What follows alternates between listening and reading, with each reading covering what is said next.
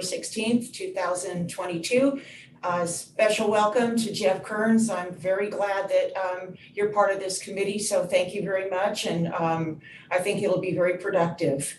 Well, thanks for appointing me. I appreciate it, Barbara. 2022. Okay, well, with that, let's begin with item 1 and our only item, which is review Curtis Creek Elementary School Water System Consolidation Project and Construction Agreement. All right, well, good morning. I'm going to turn this over to Jennifer just to say beforehand that this has been a project we've been working on for since 2018. It was the school that initially came to TUD and indicated they wanted to explore connecting to the district's water system. And it was the school that, to their credit, took the initiative to hire an engineer and go through the application process, get their own planning grant, do their own study. We were certainly supportive of that and helped them through the technical aspects, but this really was a school, driven process up to the point in which the funding came through the state, and the state gives the funding to TUD as the public water system, the receiving public water system. And so there's a bit of history here, and we're just going to let Jennifer kind of walk through pretty much the highlights of the staff report or the committee report, and we're happy to answer any questions you guys may have. Thank you. Yeah, all right. So yeah, as Eric mentioned, the school reached out to us many years ago with some water quality issues. They've been having issues out there for quite some time, which is kind of crazy, being that it's a school with small children that need to be there most of the year. They have approximately 600 students and staff. That number decreased slightly over the last couple of years just due to COVID and distance learning and things like that, but they should probably pick back up in the coming years back to that, about that number.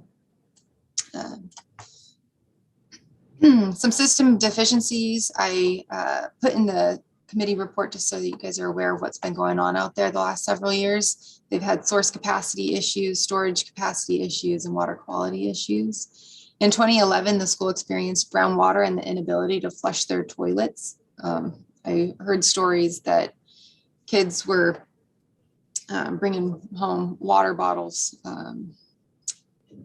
from the fountain, the drinking fountains, and having the water was very brown. So just muddy water if they had a break or something in the lateral, or if just the well itself had mud, dirt in it.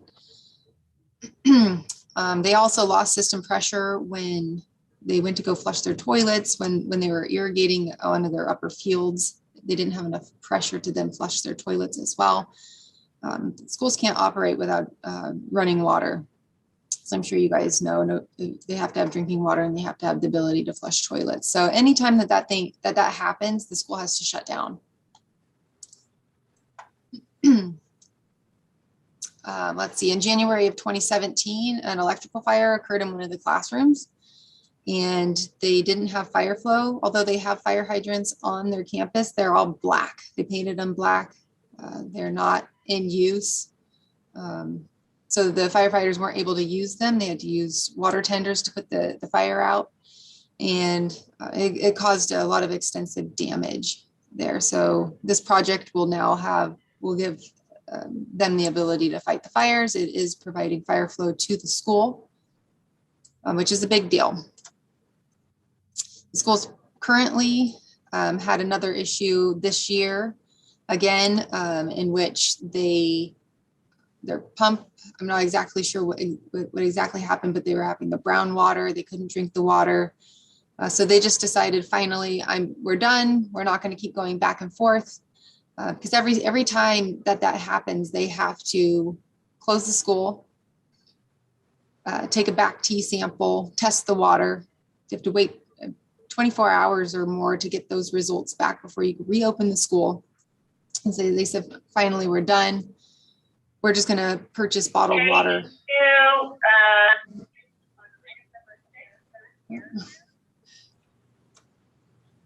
There we go. So now they're purchasing bottled water for drinking. So their students have the jugs from Mountain Oasis. I believe they're 5-gallon jugs. So they have those in every classroom right now. And last I checked, it was not reimbursable from Cal OES because of the fact that they still have water in their well. So they're paying for that way now, but it is keeping the kids in school and kind of alleviating having to go to school, not go to school. In addition to that, every time we have a PSPS event, the school has to close because they don't have a generator for their well. Then their lines get depressurized. So when other schools might just have a one day, 2-day outage, theirs might be 3 days because then they have to wait for the bacteria test to come back clean again. So yeah, there's a lot of different issues going on with the school, and this project will address all of them and provide them with the fire flow that they need, clean water to drink, and optimal pressure for their school. They will be keeping their well to irrigate the lower field. And some of their, I believe both fields will be still on the well. So this is really just for drinking water and fire flow. And then I just wanted to mention that we've been working with the county for the past year or so. They are doing a overlay of Standard Road from Tractor Supply, Motorway, up that area, all the way down to Comage. And they held off their project to where we can get ours completed, and they are set to pave that this year. I just got the letter stating such just this week. So we are going to get in and get out. They worked with us to get an encroachment permit very quickly so that we can get this project in before they do their project. And then after they do their paving project, there is a 5-year moratorium. So you can't go in and put anything else in the roadway for 5 more years after they do the paving project. And that was part of their new Dig Once policy. So previously related action, back in 2010, before my time with the district, we did get into an agreement with Anthony Benitez, who is the owner of Standard. And right now, the town of Standard is being fed off of a 2-inch meter. The capacity fees for several buildings have been paid for off of that 2-inch meter. The agreement states that if we bring a water main down, that he would have to individually meter every building there. So instead of the 1 2-inch meter, he will need to have 9 separate water meters for each of his buildings. So that is also part of this project and covered 100% by Tony Benitez. He's already given us a deposit for that work. And June of 2018, the board adopted a resolution to submit a funding application for the project. May 2019, a mitigated negative declaration in accordance with CEQA was conducted for the project and approved by our board. August 2021, we executed a service agreement with Curtis Creek Elementary School, and then executed a funding agreement with the State Water Resources Control Board. And then in December of 2021, we submitted our first claim, and we've received approximately $60,000 already from this grant that we received. The grant covers all of the design that the schools paid for. The school hired an engineering firm, and so it paid for all of that. The CEQA, it covered all of our staff time up until we're through that claim. Excuse me, Jennifer, quick question. Yes. What was the name of the grant that the school submitted? Can you recall the title of the grant? I could look it up. The whole project's called the Curtis Creek Elementary School Water System Consolidation Project. It's a mouthful, but it is considered a consolidation project. And I was just going to see if I couldn't find what that name was. Yeah, So I have my okay, computer. that's what we're calling it. Is that what they're calling it? I'm gonna pull up the funding agreement Yeah, I right just now. pulled it up, Jennifer. Sometimes these have a pretty long name to them on what the funding is from. It's through the State Water Resources Control Board SRF program. And let me find the specific pot of money that they are using to fund this. Bear with me here. I'm looking as well. One nice thing about the Zoom is we have the ability just to go look up on the computers and get you an answer right away. Okay, well, I'll let Eric look for that and then I'll keep going and we can come Okay, back. good, thanks. So the project entails roughly 5,500 feet of 12-inch potable water main and appurtenances. There's a couple hydrants that we're going to be installing along the way for operational purposes. And that 12-inch main is required to deliver the school's adequate fire flow. The fire flow requirements are 1,500 gallons per minute for a duration of 2 hours, maintaining a system pressure of at least 20 PSI. So we needed to upsize the main so that we didn't lose system pressure. We circulated bids on December 10th of last year, and on January 20th of this year, we opened bids. We had a really good turnout. The pre-bid meeting, we had 8 or 9 interested contractors. We received 5 bids.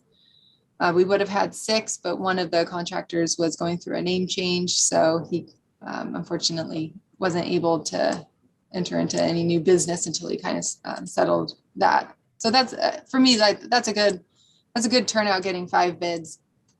The low bid was Mizingo Construction, and we awarded based on the Curtis Creek school portion only. So even though Mr. Benitez had his water services in there, we did not award on that or consider that at all for the basis of award. So in addition to the base bid, we had some additional items, and that included Mr. Benitez's 9 water services, a couple stubs, and then we also wanted to have a water service to our standard lift station out there too. So TUD is going to be covering another water service. And so none of those additional items were considered on the basis of the low bid. The project's fully funded by the California State Water Resources Control Board, and roughly $2.3 million, and includes construction contingencies and soft costs, which is project design, inspection and testing, and construction management and administration. Jen, and I found the source. Okay, go for it. Yeah, so it is through the State Water Resources Control Board, State Revolving Fund, but the specific fund is called the Safe and Affordable Drinking Water Fund. And it is partially funded through the California Climate Investments Cap and Trade dollars. So I don't know exactly how much of this project is funded through that, but they've identified that funding source, and it's all through the SRF program. Hopefully that answers your question.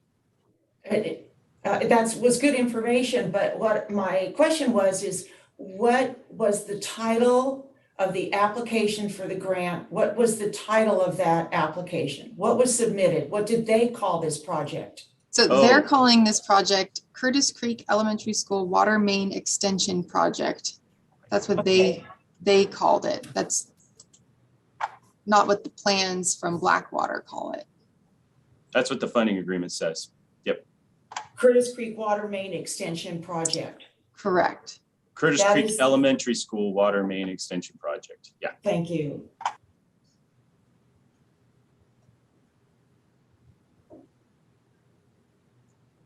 Okay. All TUD staff time is covered by the grant. We've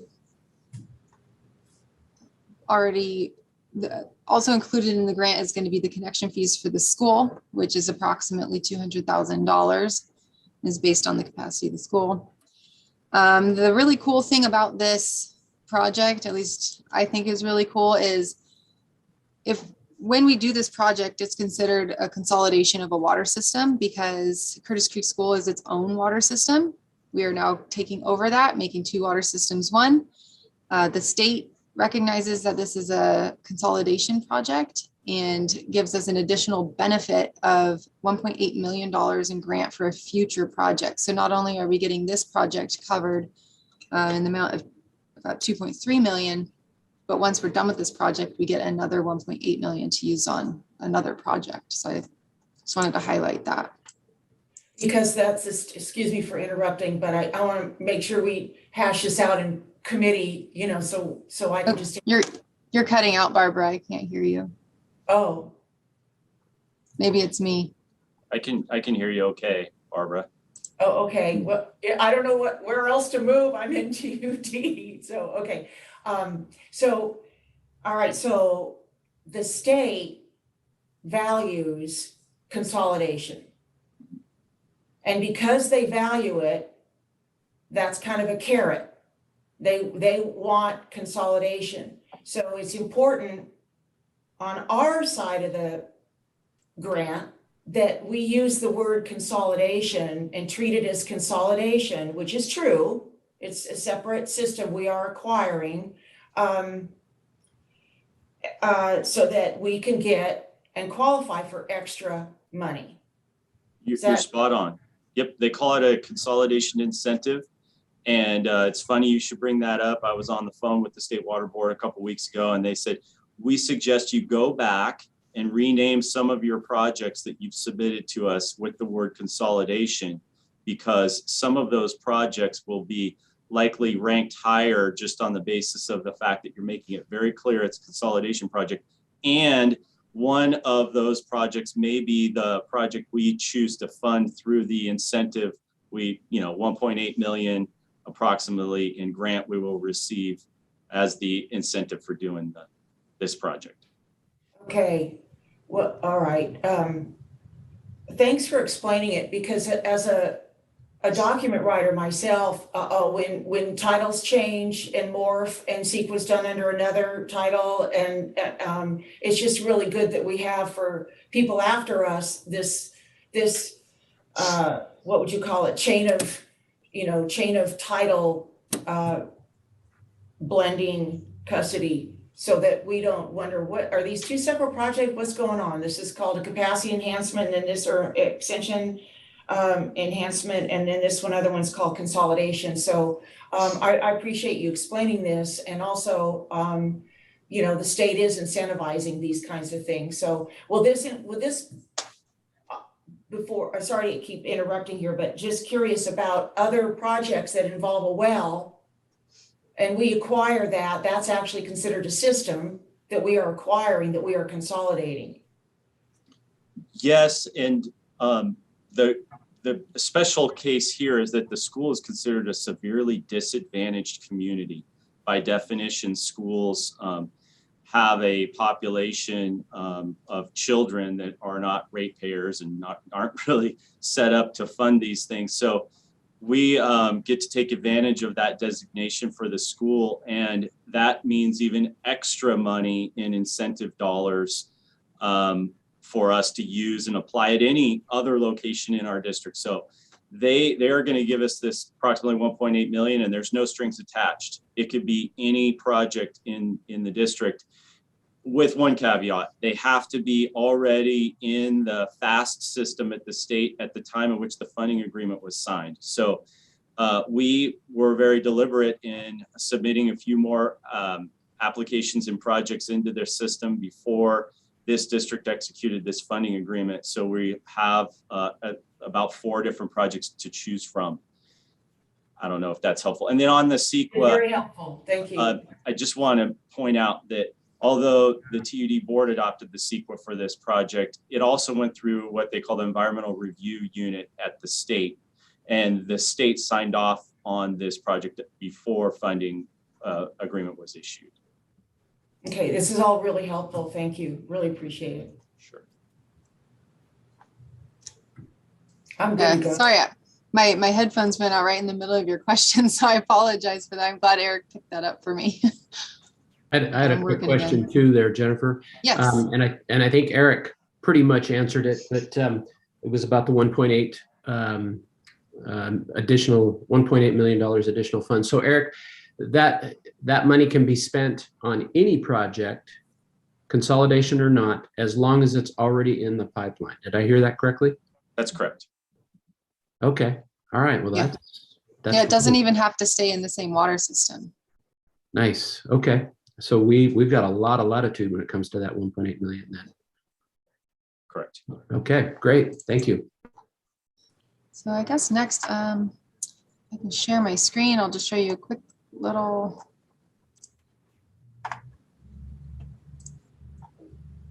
exhibit map. All right, can you see that? Yeah. All right, so right here's Tractor Supply, the Arco gas station. We're going to connect to our existing system there. We're going to come down Standard Road, just along, mostly outside of the roadway. It will probably be in the roadway in this section, outside of the roadway here, in the roadway all through the town of Standard, and then back out of the roadway all the way until we get to the school. So that's pretty much, it's a pretty basic map. We're going to have a couple services in here just to meet our agreement with Mr. Benitez, and then the county's paving project is going, it's going to start from here and it's going to go all the way down past this map, all the way down to Camage. Okay, question, Jennifer. Yes. That was really helpful. Google and all that's really instructive to take a look at it and know which parts are going to be within the road and outside. So let's go back to, you mentioned this moratorium. Is this the moratorium, a 5-year moratorium? Please explain that and what this means. Yeah, okay, so the county did a new dig once policy. I want to say it was adopted early last year and it started taking effect, I believe, July of 2021. Is that correct, Eric? That sounds right. I think that's what it is. And the county put some new rules in which they've never had before. And one of them was once they pave a road, you can't put anything in the road for 5 years. So once this is paved, we cannot do this project for 5 more years. We're not allowed to be in the roadway. That's for anything. It's a new rule of theirs they came up with. So we're really trying to work with the county on our projects as much as we can, especially if we know that they're going to be doing a paving project. That would be our time to jump in, get our stuff done before their project, knowing that we're not going to be able to touch the road for 5 years. I would assume that would exclude emergency repairs, obviously, right? Correct. Yeah. Right. So if Okay. something breaks, exactly, we're going to come in and we're going to fix it. Another question, what tank is going to be supplying this 12-inch water main? Where's this coming from? So this will be coming, oh, go ahead. Could you put that map back up? I think it might be Yep. helpful. Just Yeah, I don't see the geographically. tanks on this map, I but see the Mono Village tanks on the very bottom. Yep, go down just a little farther. You can see a cluster of 3. oh, right there. Good. Yeah, right there. There you go. Oh, So, okay. yeah, no, go ahead, Jen. I just thought that Okay. might be helpful. Sorry. Yes. Okay, so there's 3 tanks here. It's in the Mono Village water system. And these tanks will provide the water for the school. And Okay. yeah, actually, it's a little complicated. It's a bit complicated, but I'm glad in committee we can go over this detail. Yeah. So the Okay. reason the pipeline is 12 inches to the school, which seems like a large pipeline for just the demands of a school, is because of the fire flow requirements. A school needs to have 1,500 gallons a minute for a period of 2 hours. So for fire flow, we always look at, oh, well, can we get the flow rate, 1,500 gallons a minute there? But then do we also have the storage volume to deliver that for a period of 2 hours continuously which is 180,000 gallons in this case. Well, unfortunately, these tanks that Jennifer pointed out on the bottom, the Mono Village tanks, while they do have over 180,000 gallons of storage, they're only about 100 feet higher than the school, which is about 40 PSI. When you run that flow through the pipeline, by the time it gets to the school, there is not enough pressure. And as those tanks draw down, we would not be able to provide a sustained 1,500 gallons a minute.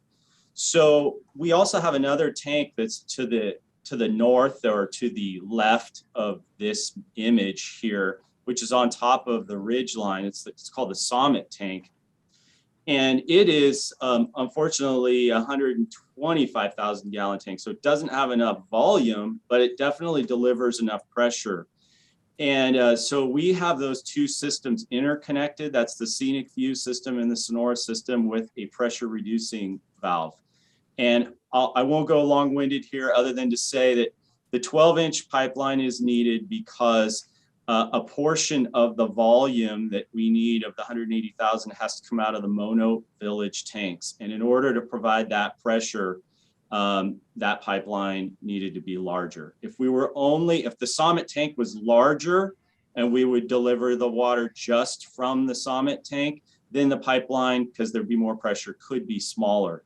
But that project would be a whole nother endeavor that the district can't really even undertake until it completes some other system improvements upstream. So anyway, yeah, it's coming out of two tanks. Just curious, how big is that pressure reducing valve? I believe it's a 6-inch, which can handle the flow because there's so much pressure on the upstream side of it. Yeah, it's a short distance too. That's okay. Great. Thank you. Sure. Yeah, so anyway, I just threw the map up. This is Google Earth, kind of allows you to pan around a little bit better. So here's the school. The tanks, the Mono Village tanks are here. You can see the elevation. Down here, you can see the elevation. When you hover over it, it's at 2,400 feet. And so this up over here is our Summit tank. This is the other tank that Eric was mentioning, and it's at a much higher elevation. It's at almost 27. So this will get us our pressure, but it doesn't have the volume. And this will get us the volume for the fire flow, but it doesn't have the pressure. So. Okay, I have another question.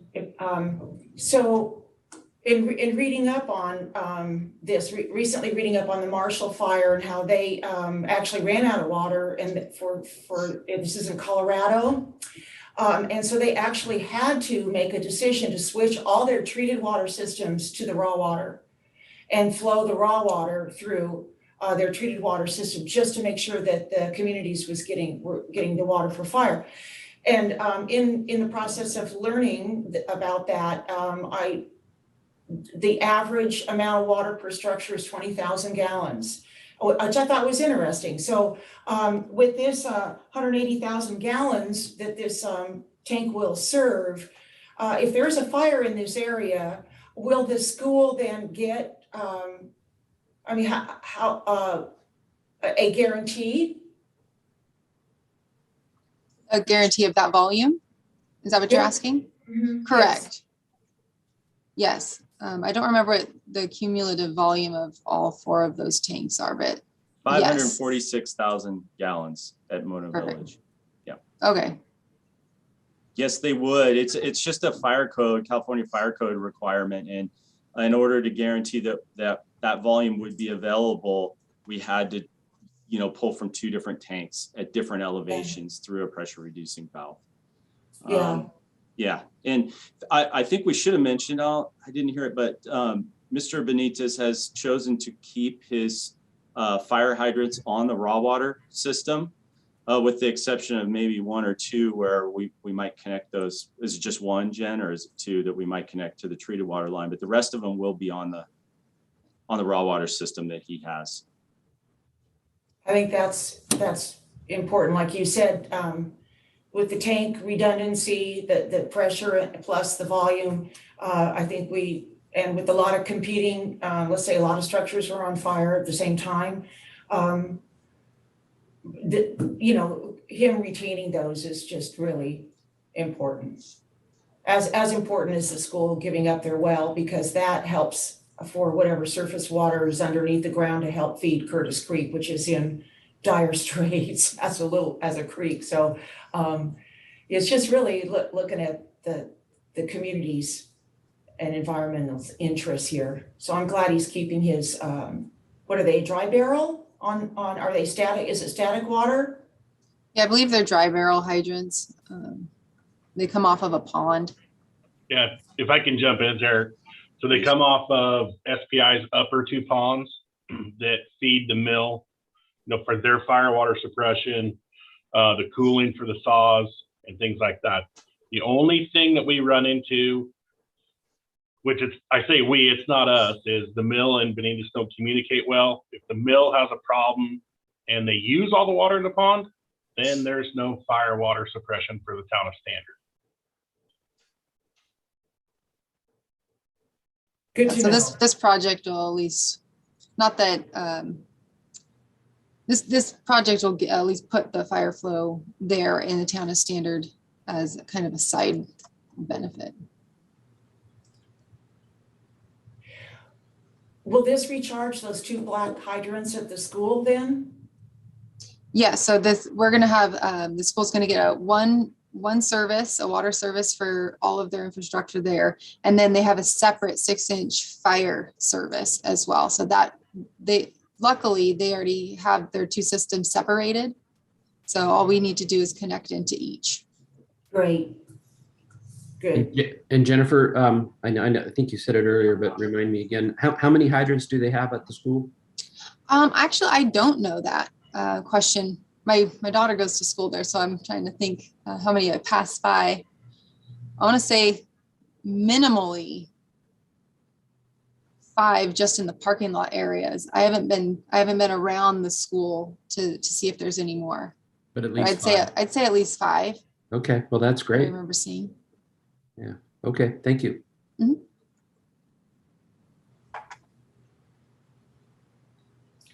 Good. Jeff, you have any more questions? This has been really informative.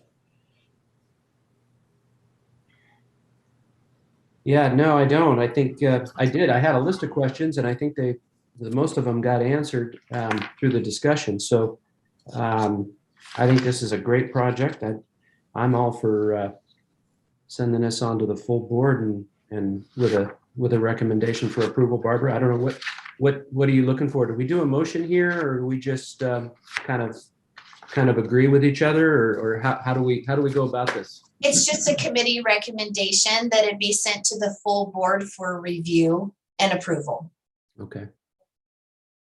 Yeah.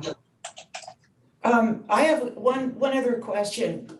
The Benitez he will fully pay for 9 individual meters. What is currently there for him? What's the current setup? So let me share my screen really quick again, because I think this might help. So right now he has a water service, just one 2-inch water service that is fed off of the SPI tank right here. And I'm not exactly. You're not Oh. sharing if you think you are. Okay. I thought I was. Let me try again. Oh. You're not sharing, okay? Yeah, you're not sharing Okay. well. And we're talking about school, so. Yeah. Yeah. So the SPI tank is right here. That's what we call it. He has a 2-inch water service up near this tank, and a long lateral that goes through SPI's property, all the way out through here, and then eventually gets to his property. His property starts right about here, and then it comes in through the town of Standard, and it connects. Let's see if I can make this bigger. It connects. It's attached currently to all these buildings out here, minus the store and minus the flooring store. But all the buildings on this side of the road and the Schnugs hut are all connected to that one 2-inch service. So if something happens to that 2-inch service, the whole town of Standard's out of water. This is fascinating. So Yes. how did the town of Standard, and by the way, I feel that this is a really, because there was a town, and I'm sure Jeff, you remember the little houses that were there. It was Sure a do. Yeah. company town. It was adorable. There was a butcher, baker, candlestick maker there. And it would be a natural for infill, I think, because it's already has an infrastructure there. So was that 2-inch line historically the way that company town of Standard that was managed by Pickering, is that the way they typically got their water? It doesn't appear that way to me. When I pulled up the agreement that we have with Benitez, it called back to two previous agreements. It looked to me like he got 2 water services back in 1997 and then added 3 more for 3 more buildings in 1998. And then in 2010, he added the Schnugs hut across the street. So I counted 6 buildings, but there was an entire water system. I saw in the CEQA documents a bunch of pipelines, old steel lines. There's hydrants out here. I know that there's one right where my cursor is that is inactive, but there's a whole water system that was out there. I'm not sure how it was fed at that time. Yeah, there had to have been. I agree with you, Jennifer, because there was a lot of houses there, and it was quite a little town there back in Yeah, I really enjoyed reading the CEQA because I don't remember. I've lived here my whole life, but I don't remember homes being in here. But yeah, there's streets and homes, and it was gridded out much like maybe Tuolumne City. It was probably a happening place to be back in its time. So they're all getting ran off of the 1 2-inch meter. So this will be nice. They'll have a meter for every building. We can then see how much each building is using. The capacity fees for all the existing buildings have already been paid during the time in which they were added on. One of the new meters, they are going to be metering this building here, which is the flooring store. So that one he will be paying capacity fees for. And then the item includes, to get kind of back to your question about what is he paying for? He's paying for his lateral, the meter box, just as if he came in today and asked for a water service, he's paying for all of it. And then, so he's paying for the lateral and the individual meters, correct? Yes, the meter box, all the plumbing inside the meter and the meter. And then he's going to have to, and on top of that, reconnect every single one of his buildings. So he's probably going to be putting out, when all is said and done, about $100,000 to complete his side of the agreement. And how much water are we committing to, because Benitez is on, this is a 2-part question. Okay, so annually, TUD looks at their water budget and we subtract out the water that then has been committed from our total. And I forget what it's called. There's a name for this. Eric Johnson, help me out here. Well, we used to call it the Commitments Project. Is it the commitments? Yeah, that's what yes. Okay, so how much water is being committed by Benitez now and then by the school? I'll try to answer the question. For Benitez, we don't see a net increase in commitments because it's really offsetting what he's already using through the existing 2-inch. But the school, that's a good question. The $200,000 capacity fee that Antonio's calculated that the school will pay is based on historical use of other elementary schools that are connected to the district and staff and student enrollment. So I don't have that number. I can figure it out. If you guys give me some time, I can probably pull it up. But once they pay that $200,000 capacity fee, it will be a commitment on behalf of the district to serve them in perpetuity, assuming they continue to abide by our water rules and regulations and pay their water rate. Let me look for that volume. Okay, I have another question after this too. Okay. It might not be instant though. So if you want to continue, go ahead and I'll look for it. Okay, so the SPI tank and water line belongs to SPI. Is that correct? No, But that's not this- correct. TUD owns and maintains the SPI tank. Okay, so That's we, our tank. okay, so then therefore the Bonita stuff cannot qualify as consolidation, okay? All right, Correct. could we, so that tank, I mean, just as I'm looking at the map, you know, it looks so much closer, that tank. So that, but we will no longer use that 2-inch line even for fire flow, additional fire flow off that tank? No, we are gonna abandon it at the tank. The meter itself is located probably about where my cursor is here. And so we're gonna abandon it right there. So, because we're gonna have fire flow now with the new pipeline there, and 2-inch isn't gonna give you much in terms of fire flow anyway. Okay, And it's kind of a maintenance issue. If there was a leak or a break in that main, anywhere in this area where my cursor's going back and forth, we wouldn't know it for some time. okay. How long ago did Benitez get that 2-inch line from TUD? I believe the agreement said 1997. 97, Mhm. interesting, okay.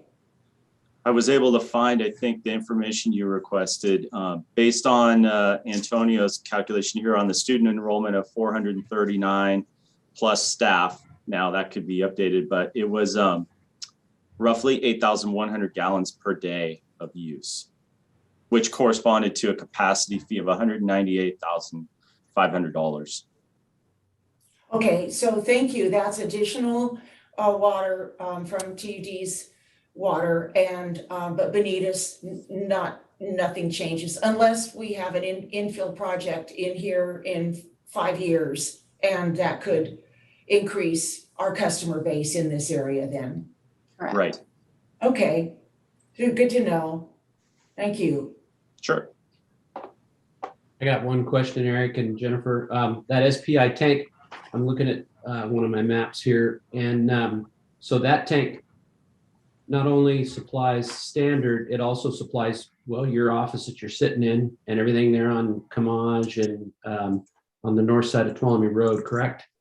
That's well, that tank does not feed the town of Standard.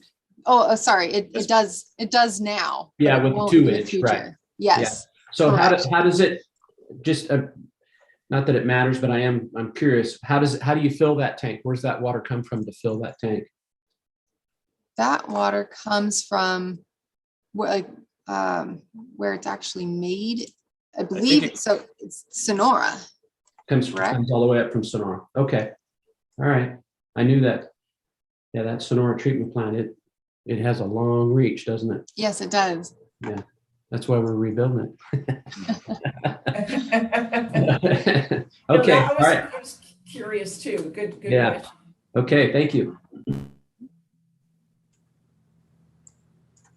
Okay, well, Jeff, I agree with you. I think that this was very helpful. I have a much better understanding of this and how it relates to the county paving and our timeline on this, the names of the two projects and why they're different, the word consolidation and what it means in terms of a $1.8 million bonus to be used wherever we want.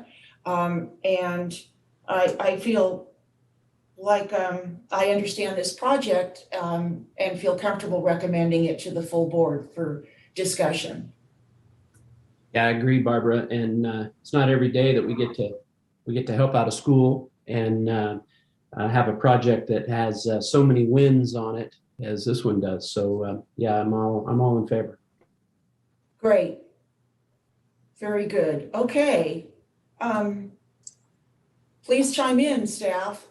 Thank you, you guys, for Jennifer and Eric and everyone. This is good. Welcome. Yeah, it's a great benefit. Yeah. To the school. I will say, like I mentioned earlier, my daughter goes to school here, loves the school, loves the teachers, loves the staff. But this last year, because of the PSPS events and these other events where the water is been on and off and on and off. The last day of school was on a Wednesday and they had to go 2 more days to make up for days that they missed. So hopefully they won't have to do that anymore with the new line. Yeah, well, the school is to be commended for just taking the initiative for the leadership and just, paying for everything. That's just really awesome. I hope other school districts do the same. They handled it. They took care of it. They did it. Yeah, they did. Yeah. They covered everything. And then we kind of got it they handed the baton to us, and then we handled it from there. Yeah. Great. Yeah, they spearheaded it. Model partnership. Good. Mm-hmm. So let me ask a hypothetical question. So this goes before the full board. Let's assume the board approves this. What's our schedule to get this completed? As soon as possible. So the county, I just got a letter from the county stating that they're ready to start their project. In the letter, they stated as early as May 1st for their paving project, which is not going to fit our timeline. So I did have email discussion with the county and they said, oh, wait, yeah, we'll wait until after your project. So I plan on, after award, I plan on issuing the notice to proceed immediately. I gave them a few extra, materials are going to be hard for them to get. It's hard for everyone to get right now, especially pipe. So hopefully they can get that relatively soon. And when I say relatively soon, I'm thinking 4 weeks. It does take them a long time now, just with today's economy. But I expect to see construction, in the road construction, putting in pipe, hopefully April or May of this year. And we'd like to be in and out of there as soon as we can. I was intending on the project to kind of wrap up around June, because what's not shown in this map, let me share my screen one more time. What's not shown in this map is there is outside of TUD's portion, water main portion of this project, the school also, and the contractor Mazingo is also doing this work, and this work is also covered under the grant. They're going to abandon the well down here. There's going to be some tie-ins over here. So there's some work to do on the school's property as well to get them fully connected into the new water main for both their water service for their toilets and things like that, and then their fire line and the abandoning of their well. So there's some work to be done here. I'd like to try to get that done first part of June when the kids are out of school. There are some rules, some laws that state that if you're going to be on campus when schools are present, everyone has to have a background check. And although Mazingo, I'm very confident that they'd pass background checks with their employees, I thought, since where we're at with this project and this calendar year, we could easily start at the top portion, come down the road, and then be in the school and kind of just avoid doing all of this extra background check and work and who's going to pay for the background checks and all of that until after the school's out. So that's a long answer. Yeah, and your comments based on when you'd start and when you thought you'd be done. So we're looking at what, 60 to 90 days? Yes, time? Correct. The contract's for 90 days. Okay, great. Thank you. Okay, well, if there's nothing more to add, then we'll just leave it with the Water Committee recommending that the board review and approve this project. Thank you. Thanks. Good job, you guys. Good job, Jennifer. Thank you, Eric. You guys did a great job presenting this. Thank you. Yeah, you're welcome. Appreciate it. All right, well, imaginary gavel here. This concludes our Water Committee meeting for this morning. Thanks, everyone. Thank you.